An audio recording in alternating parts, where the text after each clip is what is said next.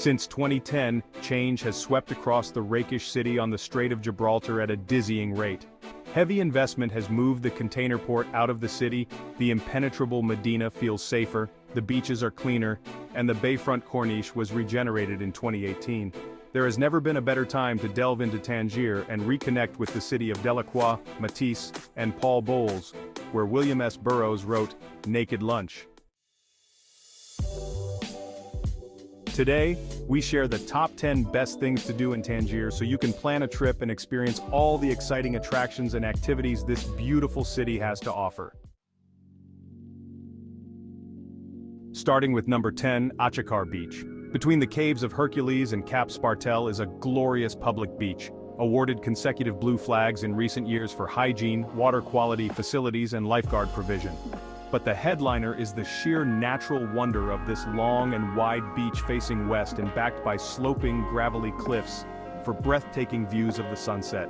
This is the open Atlantic, so the surf will be too strong for kids, but the waves break a long way out, and there's a large shallow area where little ones can paddle safely with supervision.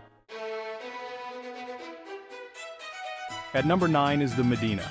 The maze-like Medina of the White City spills down the slope from the Kasbah in the north, granting brief glimpses of the Bay of Tangier through its gorge-like alleys. Market stalls in the Medina are laden with leather goods, carpets, spices, fruit, vegetables, fish, and handmade copper and brass jewelry. It is in this old city, previously a no-go for tourists, that you'll also sense the changing mood in Tangier. Number 8, the Caves of Hercules. This cave, part natural and part man-made, is steeped in legend and sits on a headland between two epic Atlantic beaches. The story goes that Hercules stayed here while preparing for his 11th labor. This was to steal the golden apples from the garden of the Hesperides. Some ancient Greek writers placed the garden a little way down the Atlantic coast at the ancient city of Lixus. On his way to the cave, Hercules had to contend with the Atlas Mountain, and instead of crossing it, he smashed through it, thus creating the Strait of Gibraltar. At number 7, Grand Socco. Straddling the Medina and the Ville Nouvelle is Tangier's former central marketplace, which has since been given a facelift and become a transport hub. So, where there were once storytellers, musicians, and snake charmers, there's a landscaped space with palms and little lawns, all converging on a grand central fountain. The name Grand Socco sums up Tangier's story, being a Spanish corruption of souk. The borders are lined with cafes where you can witness life at the point where new and old Tangier meet. Number 6, Plage Municipale. Hugged by the Corniche, the most convenient place to feel the sand between your toes in Tangier is the municipal beach, a broad crescent bordered to the west by the port. As with urban beaches around the world, the water quality may rule out a swim, and it may be some time before the Plage Municipale earns a blue flag. But with the recent development of the Corniche, the sand is now well maintained, and a pleasant place to enjoy the sunshine and sea. Camel rides are also available here, and these animals appear healthy and well looked after. At number 5, Mnar Park. From Cape Malabata, about 10 kilometers from Tangier, is a small resort furnished with a water park open to daily visitors.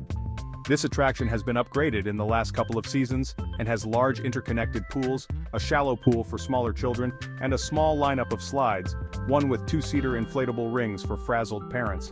There are grass spaces where you can lie back on sun loungers under palm fronds. Mnar Park is on high ground, so as you climb the steps for the slides, you'll see Tangier's skyline off in the near distance to the west. Number 4, Corniche de Tangier.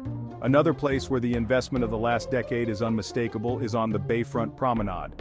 This bends around the entire Bay of Tangier from Maralaba Beach in the west to Cape Malabata in the east.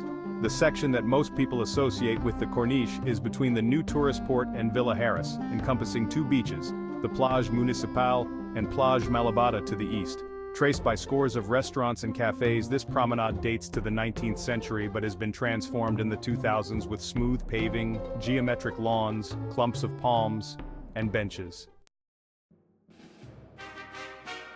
Number 3 on our list, Cap Spartel. Up the coast from the Caves of Hercules is the scrub-top promontory that marks the entrance to the Strait of Gibraltar, protected by a reserve.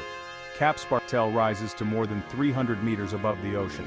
The water off the cape has been the scene of battles in the American War of Independence and during the Spanish Civil War, and is named for an archipelago thought to have been submerged around 9,400 BC.